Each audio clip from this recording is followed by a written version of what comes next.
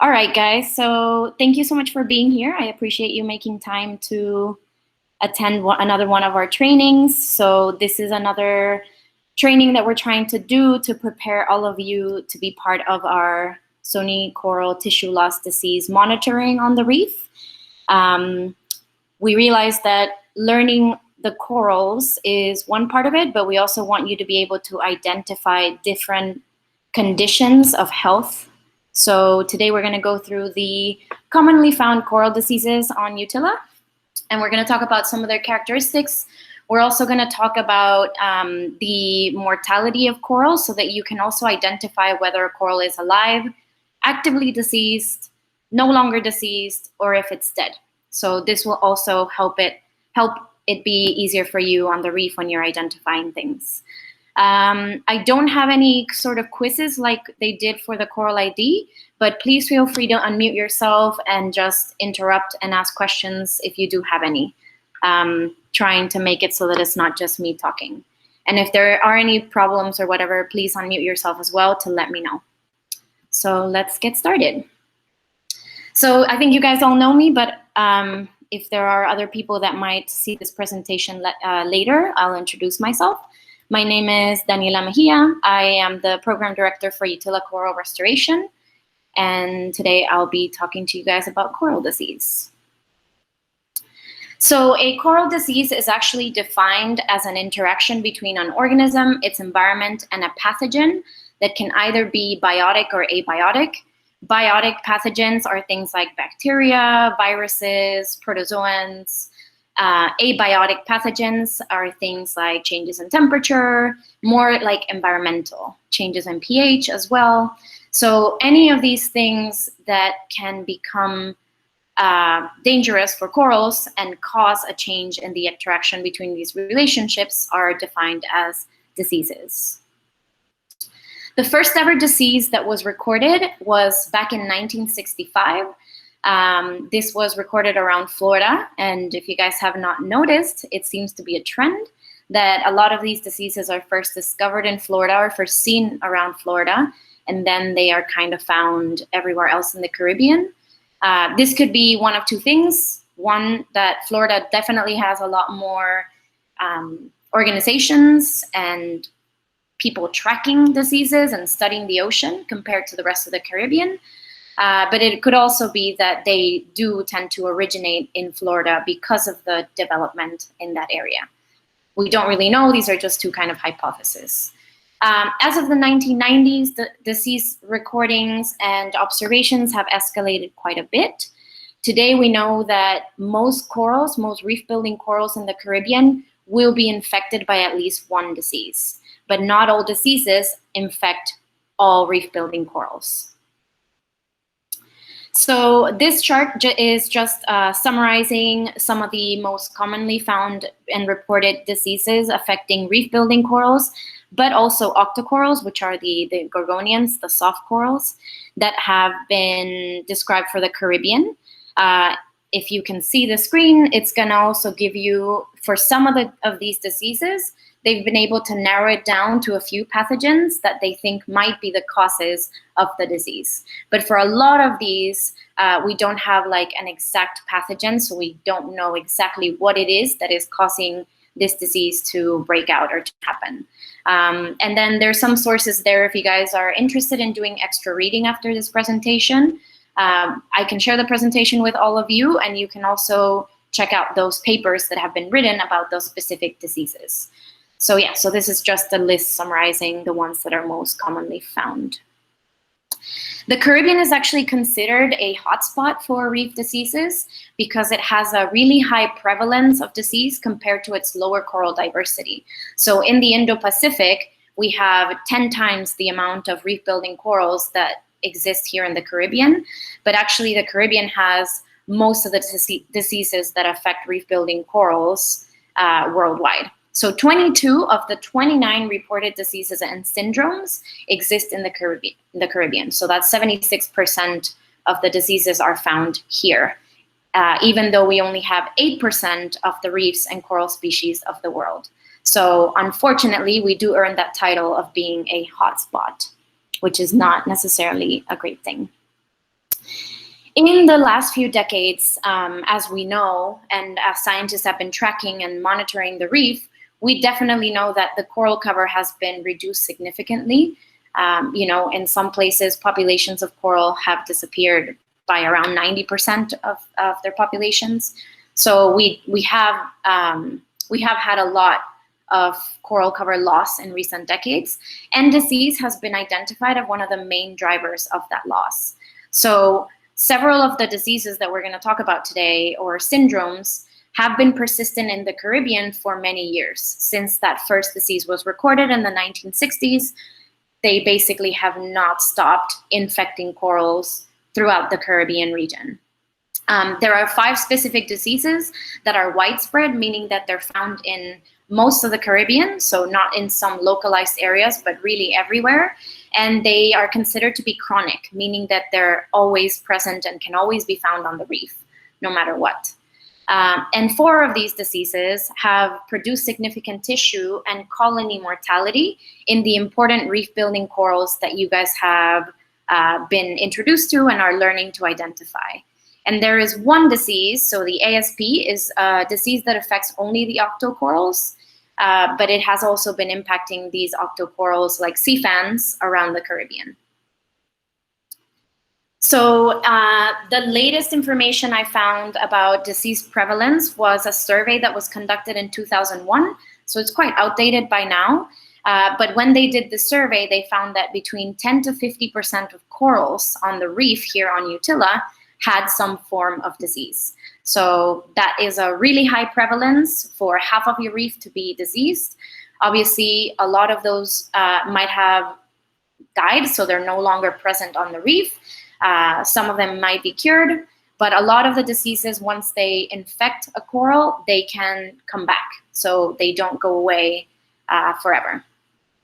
And so again, that's just a list of the diseases that have the pathogens that have been narrowed down, and I'll get into each one of those next. So starting with white band disease, this is my, I would say, not favorite per se, but it's the one that I like to read about a lot and study, just because the species that I work with on the Coral Restoration Project suffer from this disease quite a bit. So white band disease is only going to affect the acroporids. So it's only going to affect staghorn and elkhorn coral and the hybrid, which is the prolifera. So no other corals can be infected by white band disease. It only affects these 3 species. So this is very important to know because it helps you narrow down and identify what disease it is if you know the species that it's on. So this white band disease is one of those that really changed the composition of the reef way back when.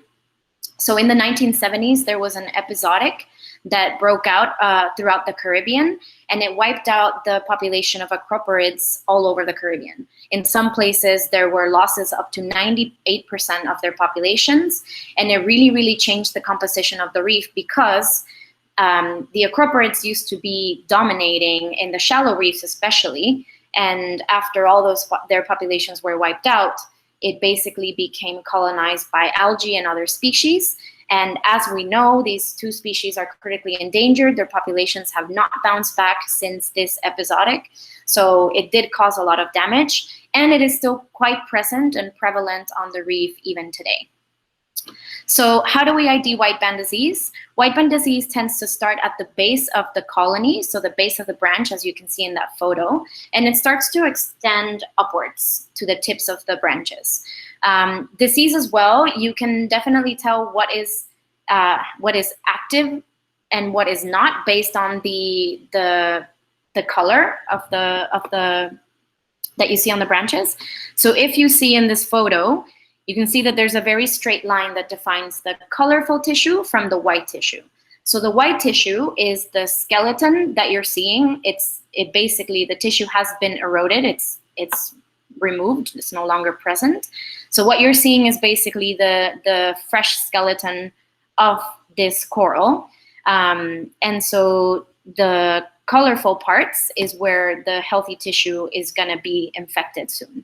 So the site of the infection is that very straight line that defines what's been killed from what is still healthy. So when it comes to bleaching as well, and I want to give you guys this comparison so that you have a better idea what bleaching looks like versus what disease is. So with bleaching, you're going to perceive an overall change in the colony color. It's not going to be as defined as you see the white band disease. So it won't be like a very clearly defined line. That's how you can ID it, basically. So yeah, so this is how it would look on the staghorn corals, and this is what it would look on the elkhorn coral. So if you see as well, there's like a few different colors on this colony. So for example, here you have like a greenish color. That's the skeleton that has been dead for a few days or weeks. And so now there's algae that's starting to colonize it, and that's what gives it that green appearance, green brownish appearance. Then you have the very clean white of the skeleton. So that's what's been recently killed by the disease. And then you have the healthy tissue at the top. So that's active disease of white band disease on these colonies. The next one we're going to talk about is the white plague. So the names for a lot of these diseases are going to describe pretty much what they look like. And they tend to be very similar, so just make sure that you do know the difference between the names and what corals they infect, so that it's not too confusing.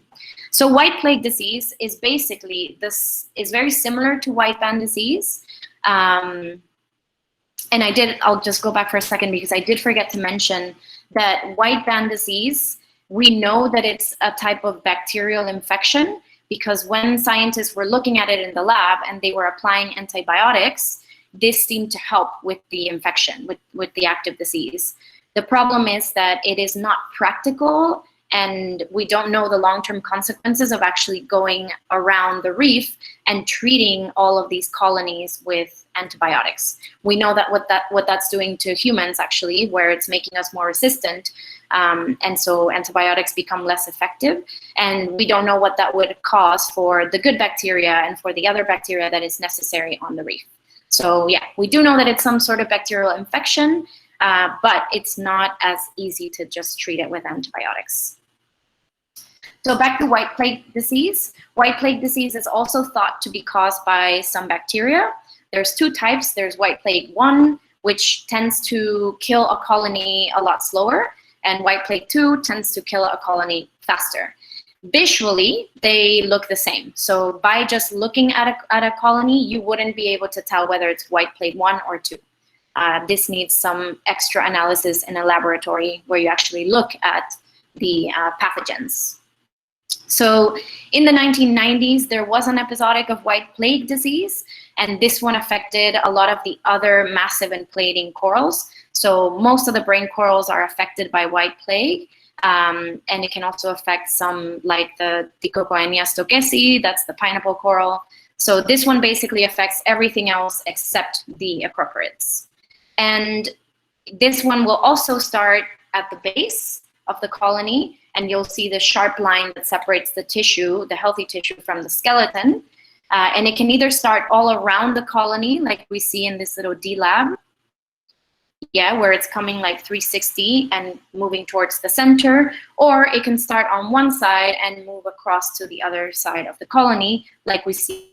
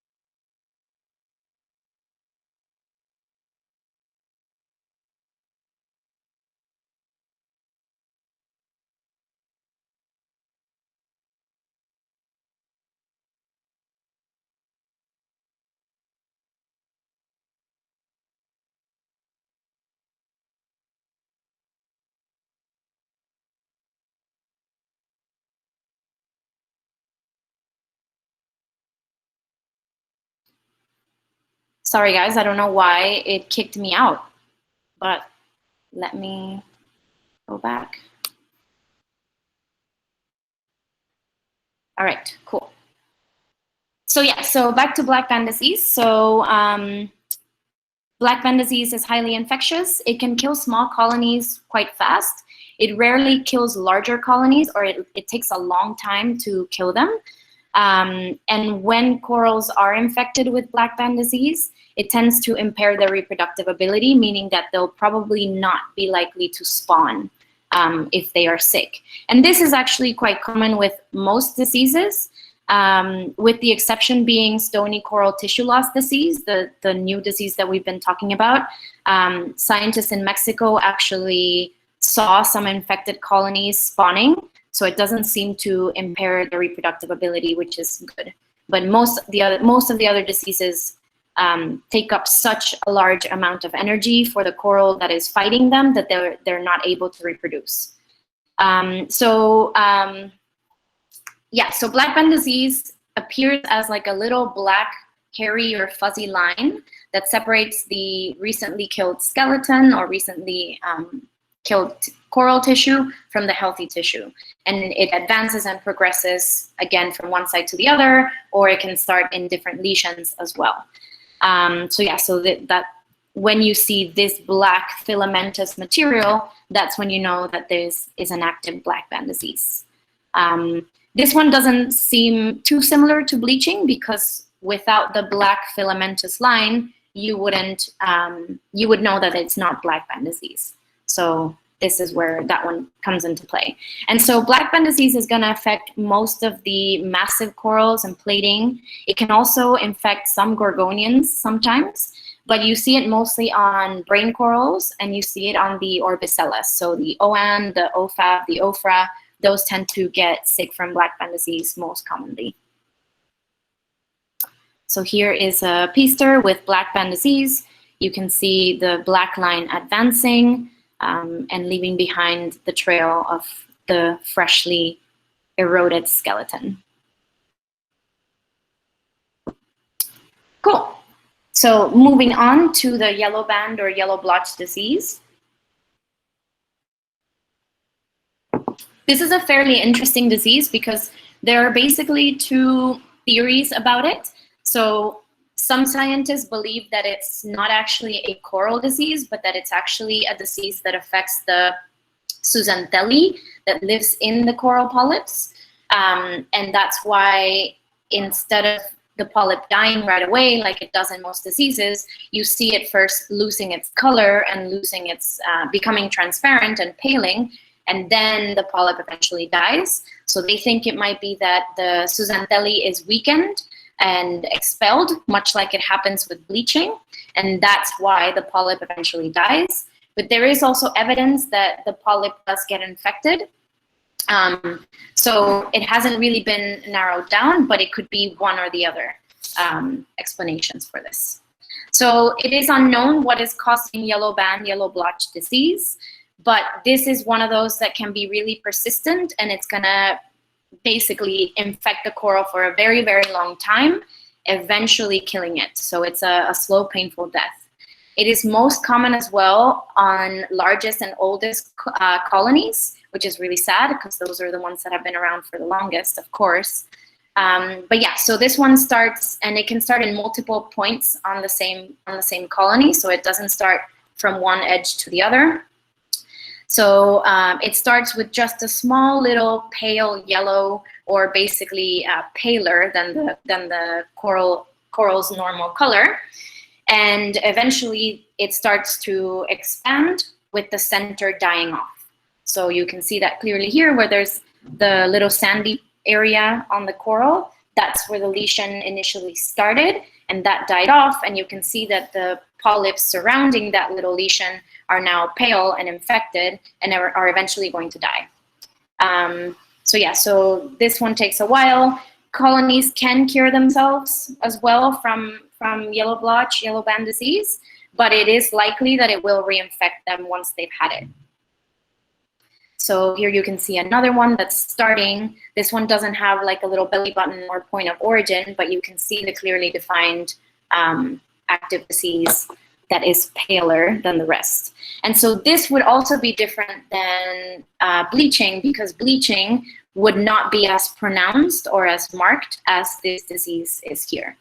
So that's what you really have to keep in mind with most of the diseases, is that disease is more pronounced than bleaching is. So here we have the big one that has the white halo around the dead center. That's an active disease. Whereas the one that you have on the other side, you can see that it's just the dead skeleton plus the healthy tissue. That's not an active disease, but it could be scarring from a previous infection. So that's also important to know, that when is it active and when is it not.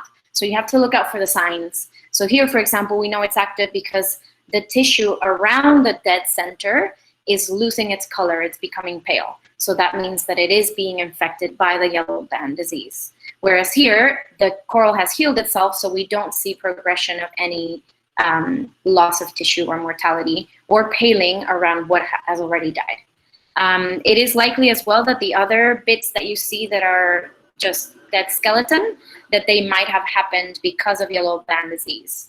And this is why it's also very important that when you find a colony that is diseased, to track it over time, because otherwise you can't really know what happened, what caused those dead patches, unless you have been looking at it and studying it for a while. So when you do see anything like this, if you're able to record the GPS coordinates and be able to find it exactly where it was, if you need to return, that's always the best, because you can track it over time and see the changes and see if it's disease and if it's progressed or if it's healed itself from the infection. Okay, up next we've got red band disease. So red band disease looks very similar to black band disease, except that the filamentous fuzzy line is going to be red. And so this is caused by two types of cyanobacteria. Cyanobacteria does exist on the reef just normally. There are many types of cyanobacteria. But yeah, so somehow these two specific species that I don't recall the specific species at the moment, but we can find that out, no problem. When these two species are basically acting together, this is when it causes red band disease on corals. But you can see cyanobacteria often on the reef, just on the sand. It tends to look like brownish. And it's just like a lot of hairy stuff, hairy algae, just covering the reef. That's cyanobacteria. But that's not red band disease if it's not on coral. So if it's just on the reef, it's just cyanobacteria being on its own. But when it's on the coral and it's causing the loss of tissue, that's the red band disease. So there's two types of red band disease as well. Again, visually, you're not going to be able to differentiate them. So this is just for you to know a little bit more background. But yes, there are two, and they tend to affect different species. If you haven't realized, most of the diseases that we've talked about, with the exception of white band disease, pretty much affect every single coral on the reef. And white band disease is the only one that affects the acroporids. So that's already one way that you can distinguish between these diseases. So red band disease is one of the ones that is most recently seen and discovered. It was only first reported in the 1990s, but there's very little known. And again, like I said, because this cyanobacteria does exist on the reef, it tends to be a little bit more difficult to understand what sort of causes them to be pathogens that become harmful to coral. So for now, we just know that if we see that red filamentous line that separates the living skeleton from the healthy tissue on the coral, that's an active red band disease infection. This doesn't really look very much like coral bleaching, especially because of the red cyanobacteria. It's very obvious, so it should not be confusing if you see the red band disease. And to be honest, this one is not actually very common on the reef. I don't think I've ever seen it. I've seen yellow band, I've seen black band disease, and white band disease. Those are the three most common ones around here. Here is a PSCR with red band disease, so you can see the freshly killed skeleton, the active red band disease infection, and the healthy tissue on the other side. Okay, and then we've got stony coral tissue loss disease, which is not going to be, I'm not going to go in depth because you guys have already had a great presentation that Caitlin did, but this is just to review. So this one is affecting most coral species as well, more than 20 species out of the approximately 60 species that we have in the Caribbean. It doesn't affect the acroporids either, which is good news. We know that it can cause rapid mortality in a matter of days or weeks or months. Colonies can die from this. And in areas with high coral cover, there tends to be a high rate of disease transmission. It spreads pretty fast. So just a reminder of what stony coral tissue loss disease would look like. So yeah. Some more photos here. And then the next disease that I will talk about is rapid tissue necrosis. So this one, there's not much information about it out there. It is an infection that is caused by microscopic protozoans that are eating the coral tissue along with the zooxanthellae. And this one, I've seen it on the Acropora, so this is another one that would affect these three species. And it looks a little bit like the tissue is sloughing off, like as if they had a bad sunburn and they're peeling. So it's a little bit different than white band disease, because white band disease, you wouldn't have those little bits of tissue left behind. It would be either all skeleton or all healthy tissue. So white band disease is a little bit more pronounced than the rapid tissue necrosis. And this one is not so prevalent. I've seen it maybe a couple times around the reef on a few of these colonies. And again, not a lot of information on what these protozoans do to become pathogenic or what is causing them to become pathogenic, because protozoans tend to exist in and around the corals. So it is a fairly unknown disease. And so besides these diseases, I also wanted to talk a little bit about other coral health conditions, so that if you do see stuff on the coral, you'll have a better idea of their health, basically. So corals can have certain species that become invaders and that can erode away at the colony or debilitate them, and in some cases kill them entirely. So this can affect any type of coral. And these invaders are typically associated with eutrophication. So eutrophication is when we have a lot of nutrients in the water from sewage, from gray and black waters, from, just normal activities, from rain that's depositing, everything from agricultural activities, manufacturing activities, et cetera, et cetera. So sponges and tunicates are two of these invaders that can colonize entire colonies or even debilitate or kill them. And so these become important because when a coral is already diseased and then, let's say, a tunicate starts to grow on top of the colony, this can basically make it harder for the coral to survive. So there's different types of sponges, and some of them are encrusting and some can erode on the coral surface. I'll show you photos of the ones in the next few slides.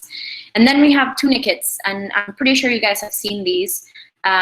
This one in the photo is pink, but actually the one that is most common here is like a gray color, but it looks like candle wax. It's very smooth and leathery, and it has a lot of little pores. And so these tunicates tend to basically grow on top of these coral colonies, and they kill anything that's underneath them. So this is an example of a sponge. I'm sure you guys have seen these. They're pretty common, especially on the Orbicellas. So they tend to basically erode into the coral skeleton, and they establish themselves there. So one of these sponges on its own is not going to do too much to affect the coral. But again, when you have this plus disease, plus bleaching, plus other things, then it can become a problem. And this is another sponge that tends to be really common on the reef. So it's called a Cleona sponge with zooxanthellae. And so this one is basically completely covering the majority of the surface of this coral colony of a D-lab. It's a very, very thin sponge, so it usually retains the skeleton underneath. And so a lot of times people confuse them for live coral. So it's really important to just make sure that it's not like coral, that it is a sponge. So there's ways to tell. And I do want to talk a little bit about coral bleaching as well, just because we've mentioned it a lot. We are going into coral bleaching season, potential bleaching around this area, so we might start to see that. And so it's good for you guys to know a little bit about what it would look like. So coral bleaching can affect any type of coral, including the octocorals. There's also anemones and sponges that can suffer from coral bleaching, or bleaching, not coral bleaching. So it basically affects most things that have zooxanthellae in their tissue. So coral bleaching is a response to changes in the environment. Most of the time it occurs because of high temperatures, but corals can bleach from many other things. So it can be changes in the pH of the water. It can be that the water is too cold. It can be that the water salinity is not in the appropriate range. So many different things can actually cause bleaching, not just higher temperatures. But higher temperatures seem to be the factor that causes it the most, at least around the Caribbean. So what happens with coral bleaching is that the Symbiodinium, or the zooxanthellae that lives in the coral, is being expelled from the coral tissue. So the coral is basically in a state of lower energy, and let's say that it's kind of starving. Since the zooxanthellae provides up to 90% of the energy the coral needs, then it is really, really operating on just very low energy, and it's relying on basically just catching whatever food it can get, rather than the photosynthesis that the zooxanthellae provides. But it is very important. A lot of people think that bleaching means a coral died. Bleaching does not mean the coral has died. It could lead to death, but in and of itself, it is not death. So bleaching, the coral is still very much alive. It is just weakened, it's debilitated, it is not functioning properly.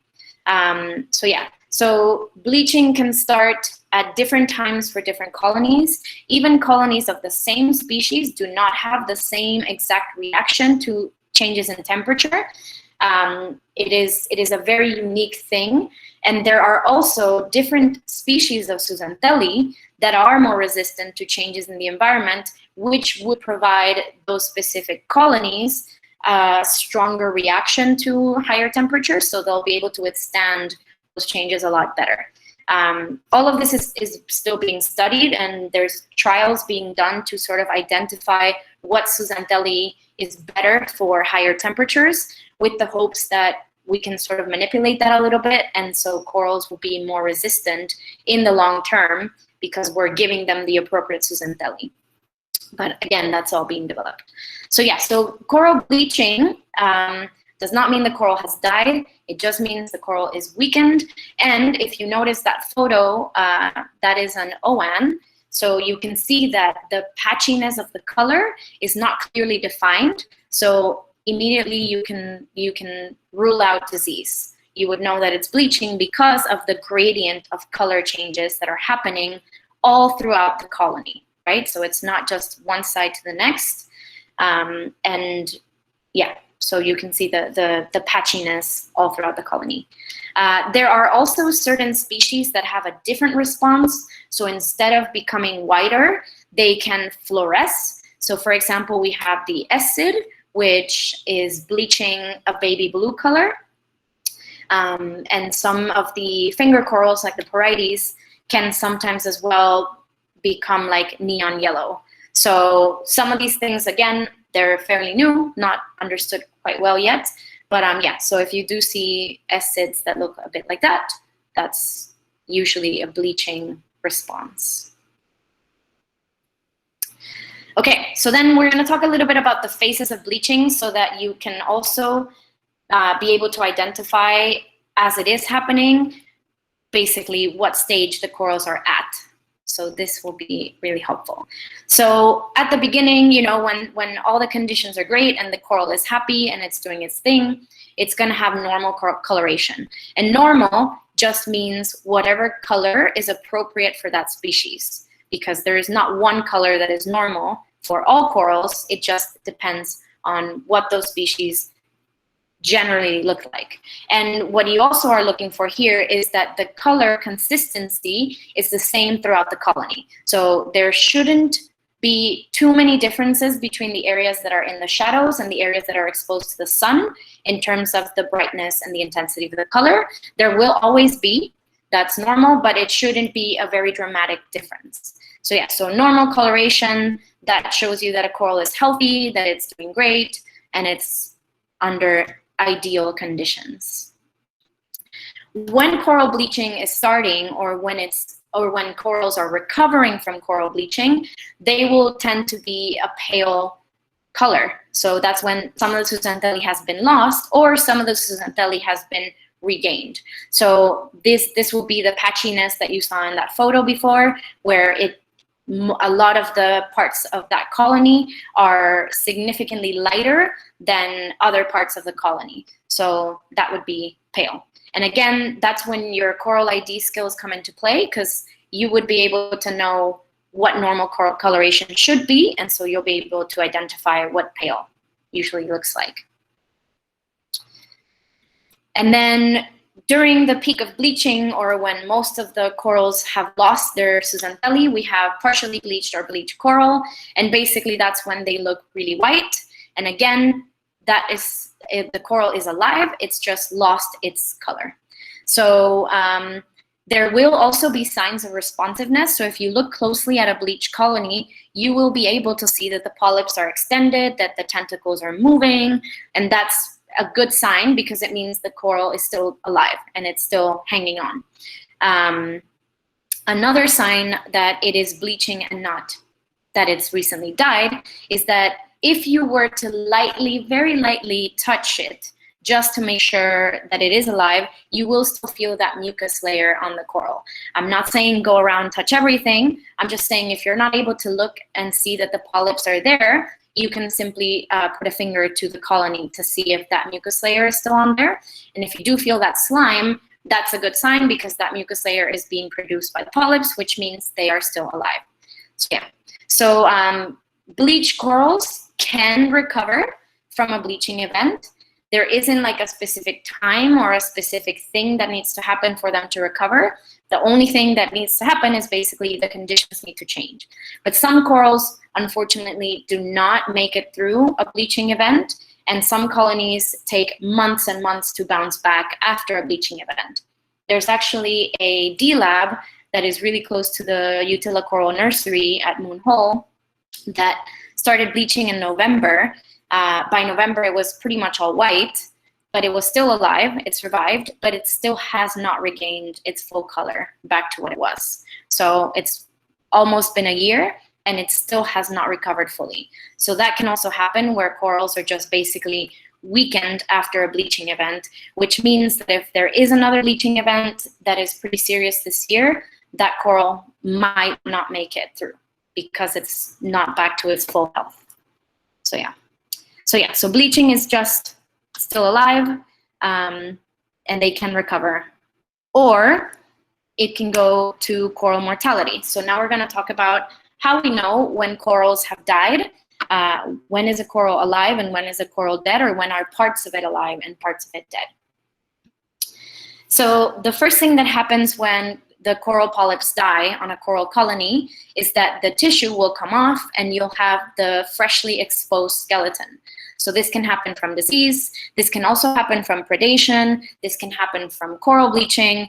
Anything that basically kills or affects the coral polyps will leave behind the skeleton. And this will be absolutely clear and visible in the first few days. Nothing will be colonizing it, and so that's when you know that that is new mortality, so newly dead coral. And if you do have a reef with a lot of new mortality, it is important to understand what is causing that new mortality.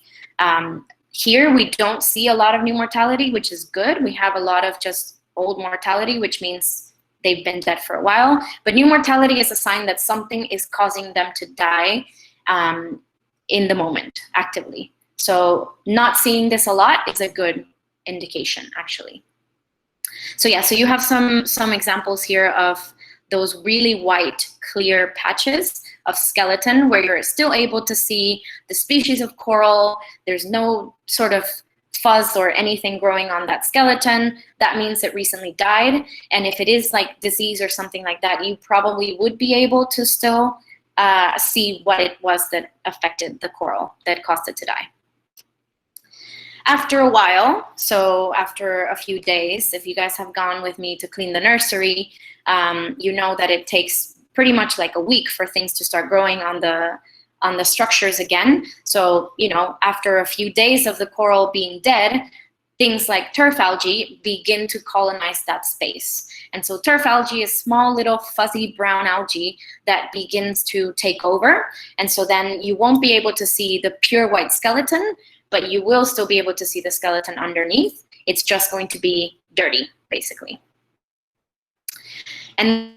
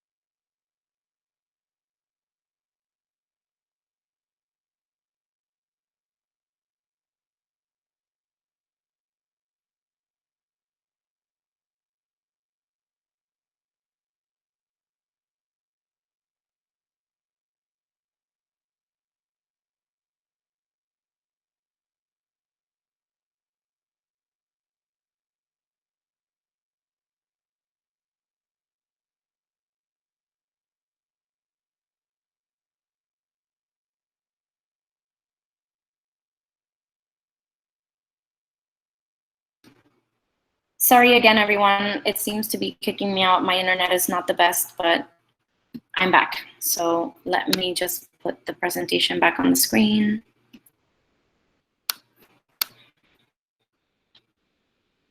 Okay, so yeah, so turf algae sediment. And then this is just an example of the cyanobacteria and what it would look like if it's on the reef, not necessarily on the coral causing red band disease. So I'm sure you guys have seen this before.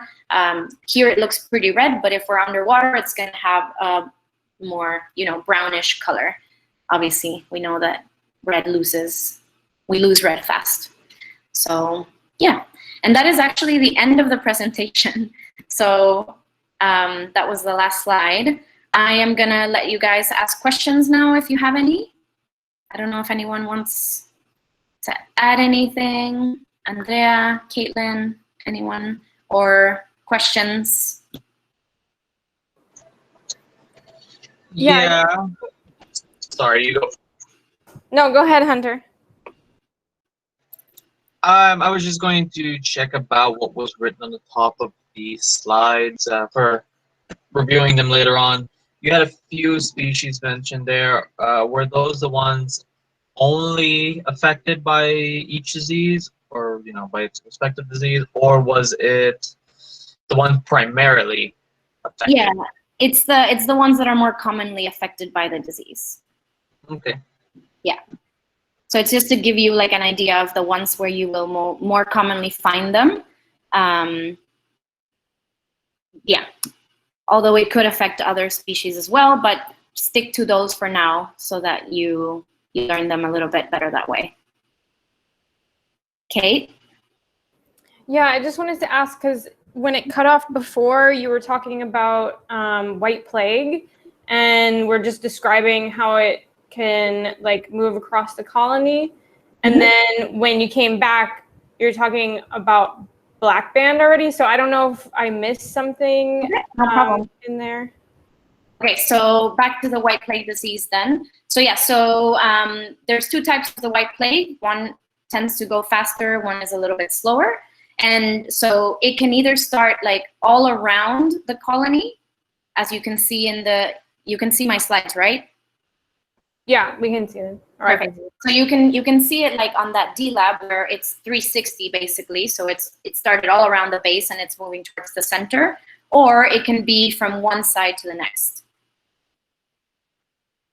Either of those is how it usually affects the corals.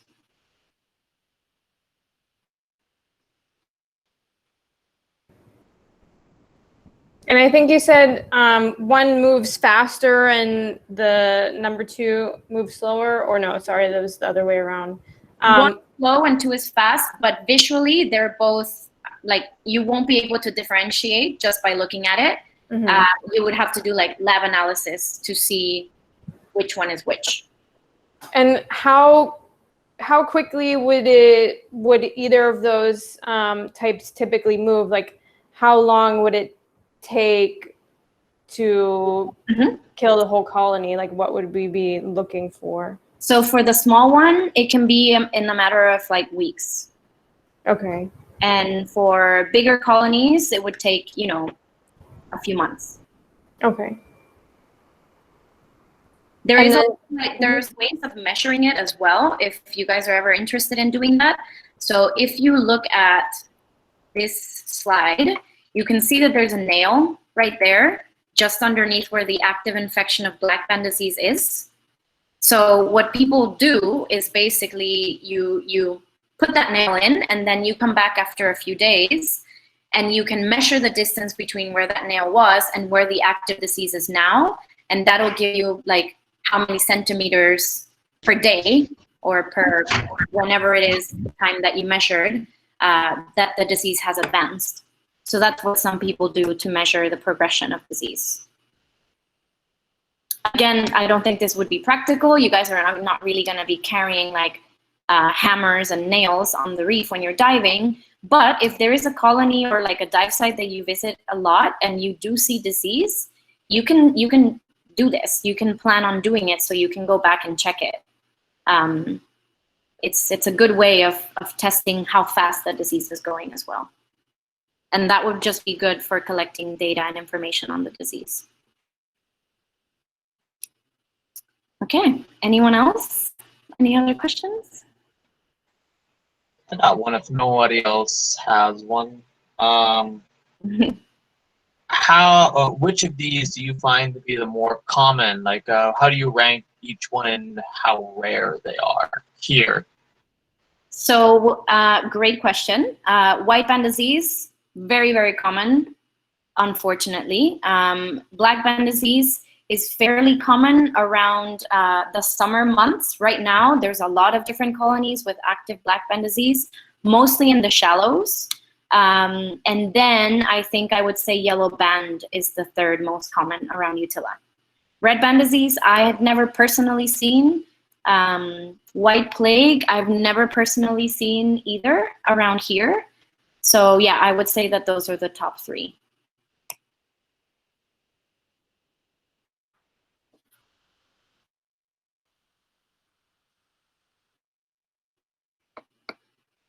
All right, cool. So if no one has anything else, then thank you very much. I'm glad that we were able to keep it around an hour. I guess I'll add this presentation to the Google Drive where everything else has gone, so you guys have access to it. And if you ever have any questions or whatever, just feel free to send me a message. Whenever you see something, take a photo as well, because even if it's not the stony coral tissue loss disease, it's good to know what kind of diseases are being spotted around Utila. This is great information. So yeah, so please share with us all of that good stuff. Thank you guys so much. Have a wonderful rest of your afternoon. Thanks, Caitlin. Look forward to see all the photos. Awesome. Thank you everyone for coming. See you next time.